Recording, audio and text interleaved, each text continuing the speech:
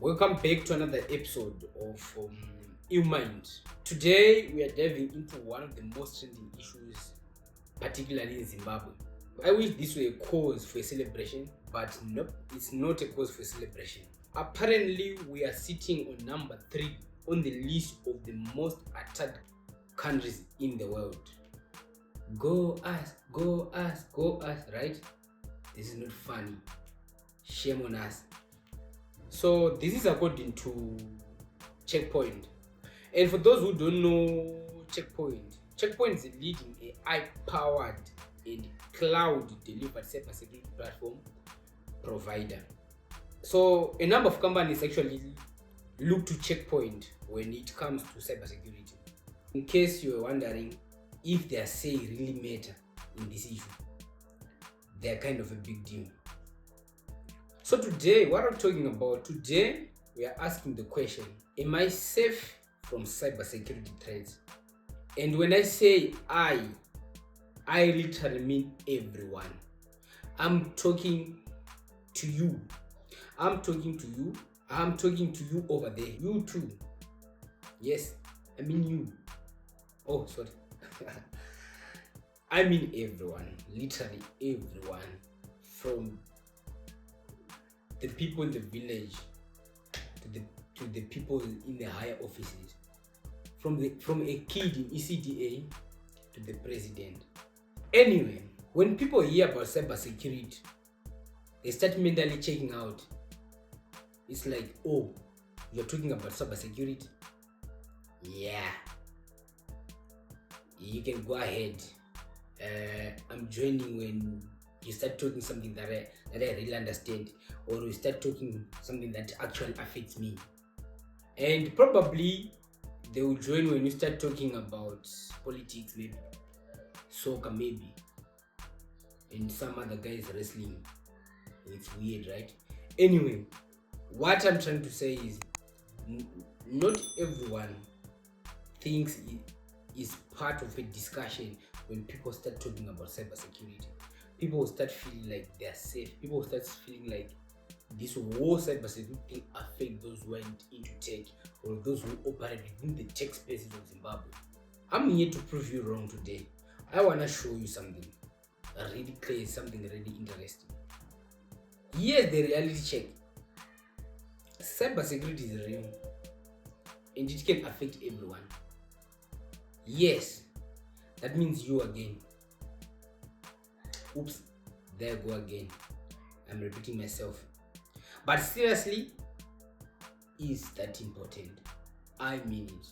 It's really that important. As much as this is a human thing, like this whole episode is about human, I'm building this discussion from the belief that no matter what you own, whether it's a Kambuzi phone, or if the only online platform that you can access is okay, probably WhatsApp, you are not safe from cybersecurity. Let's do the honorable thing that we do on every episode, bring out the facts. Okay, before we draw much deeper in the facts, let me start by defining the term cyber attack, like, so that everyone starts on the same page. I'll actually bring to you the most bookish definition, or the actual definition from the book of cyber attack, and I'll read this.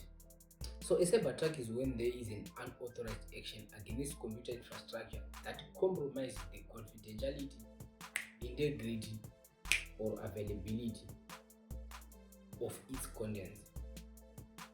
In other words, Rubuti, unenge wapingwa, the guys will be inside your machine. They will be inside vachita zvavari kuda.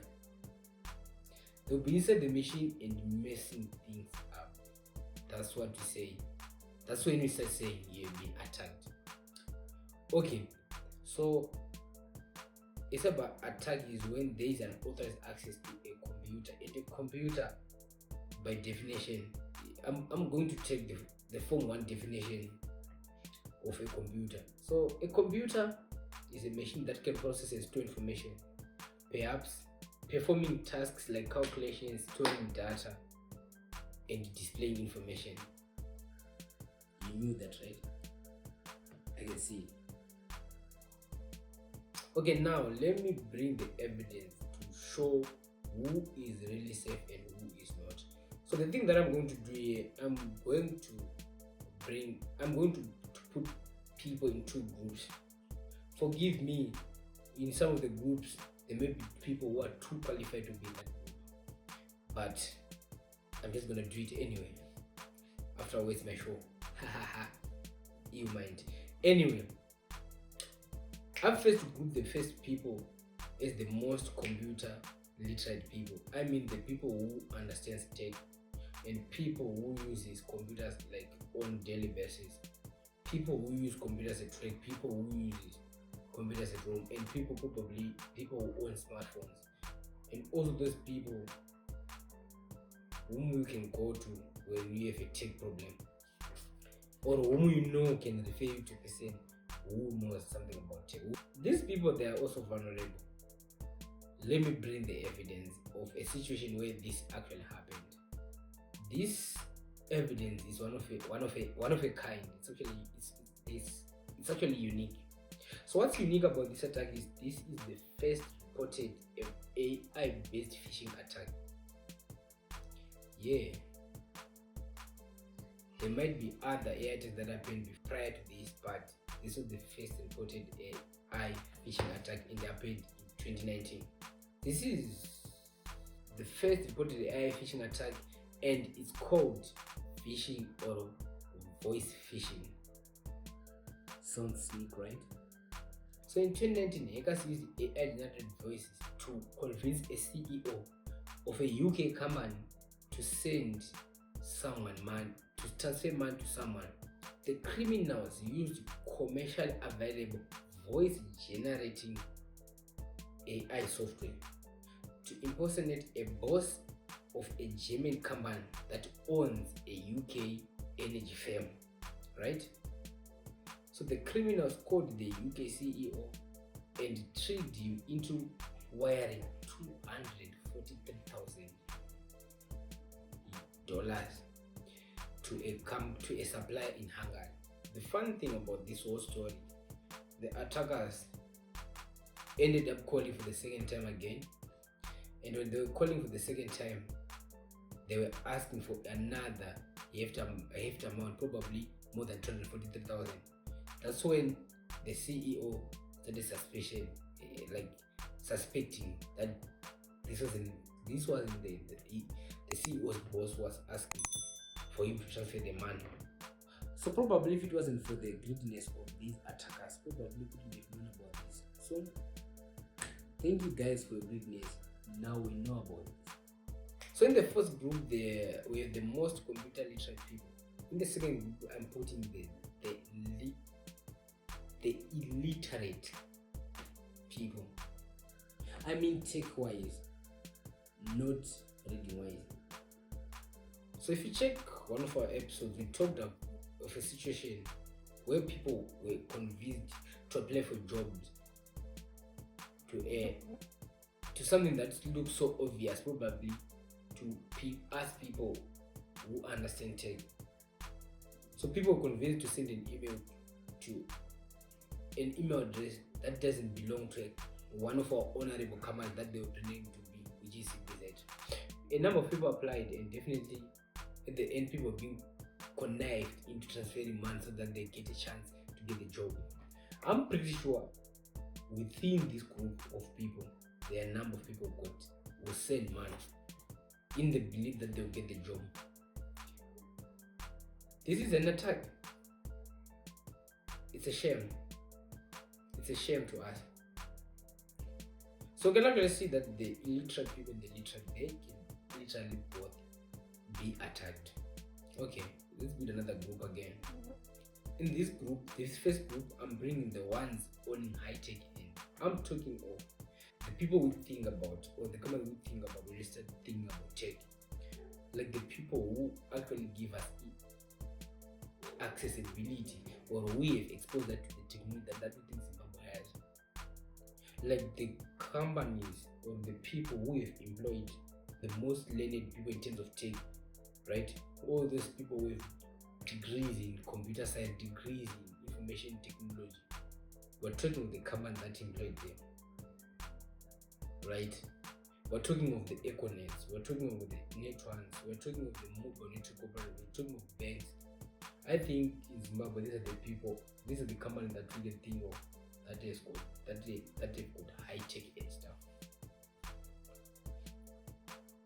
They are also vulnerable. They can also be attacked. How many times have we seen a big company with high-end tech stuff or high-end technology being in the newspapers or being headlines, if not front page of some newspapers? The main reason being that they have been attacked. Two men, right? Straight out of my head, we can talk of Net1. How many times have I seen Net1 in the headlines, in the newspapers? I can count up to 3-4 times. How many times have we seen banks being headlines after they have been attacked? How many times have we seen big institutions? How many times have we seen influential people? How many times have we seen powerful people in terms of money wise? I don't know, it might be debatable. I've seen this, I've seen Net1, I've seen some banks, I've seen Neil, I've seen a number of these people who believe they have access to the high-end tech stuff, but they still get attacked. That literally means they are not safe too. We can go to the other side of these, the people with the high-end tech stuff. We can talk of the ones with the smallest tech you can think about. Maybe they can put the device, those dummy phones. People can think that they are safe when they're using the dummy phones, just because they have little access to the internet probably, and they've got little usage or little to no usage of other external applications that aren't the one that were installed in the phone when it was bought probably. But that doesn't define safety in any way. People can still get attacked while using dummy phones. So in 2019, there was a lot of noise about SimJackers. There was SimJacker attacks. Yeah, even the basic phone isn't safe. So literally, when with the SimJacker attack, what literally happens is, so attackers, they send a message to SIM card, right? And within the SIM card, there is a part of the body, the message body, that is understood by the core, or that can be interpreted by the core part of your SIM card. So after sending that, once you open it, your SIM card decrypts or reads that part of the message, and it sends information about, like it broadcasts information about you as a person, your location, cell phone, like that kind of a thing. And people get attacked with that. I vividly remember in 2019 there was an outcry of that, and even people being said, don't answer calls from people that you don't know, like don't open message from people that you don't know, those are the SimJack attacks. So people with the dummy phone were still getting attacked. I know, of course, this issue was resolved. A number of changes were done by mobile network operators on the SIM card, and probably by now I think most people are safe from this. But the funny thing is, no one, like very few people knew that there was a weakness within the SIM cards that can be used by attackers. And up to date, but attackers, when they want to attack, they look for means, they look for ways to attack when they need to. This may sound like I'm trying to threaten some people, but let me bring you to this one issue that recently happened. So if you ever heard of zero-day attacks, right? So these are kind of attacks where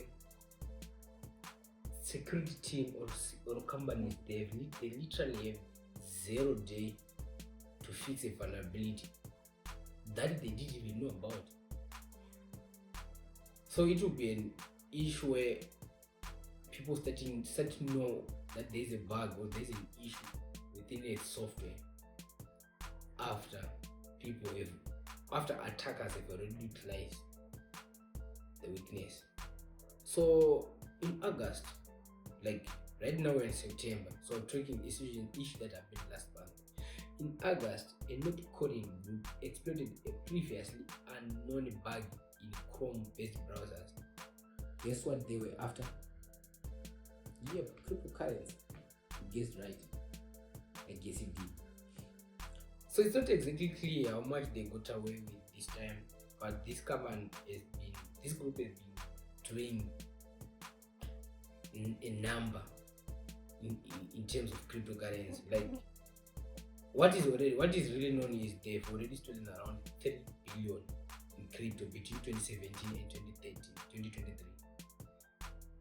That's what I call a hustle. I think they need to hustle to this extent. So if in terms of grouping, I can say these people were the prepared ones probably. They believe their system is secure, they believe their software is secure, but still they discovered there was a 0 day attack, 0 day vulnerability that they have to fix. Yet what about the unprepared ones? The people who believe they are safe from tech, or they believe when we're talking about attacks or cyber attacks, they are safe.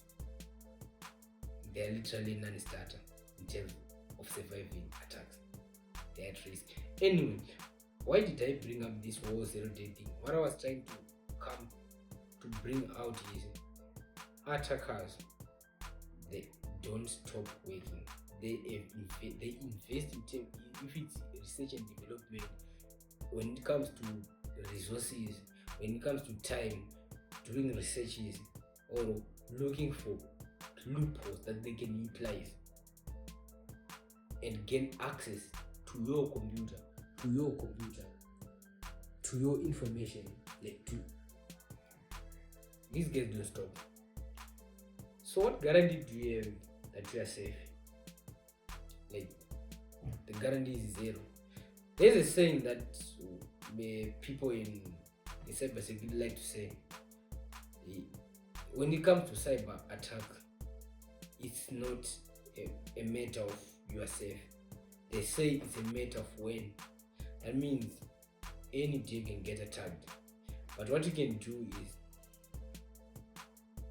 try to avoid or be vigilant every day.